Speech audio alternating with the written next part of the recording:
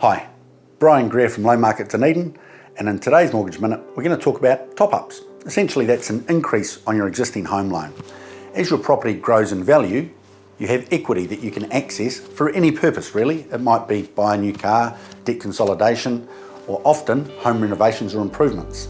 Now depending on the size of those improvements or home renovations, really important to come and talk to us first before you get too deep into the project. Often we can just fund against the existing equity, but sometimes if it's a big project, we may need to extend and understand what the total cost of that will be and how that will impact on the value of your property. The process is similar to when you take out a new loan. So we've got to refresh all your information, updated employment, income, assets, liabilities, etc. But we're experts at it, we do it all day, so please give us a call or check us out online.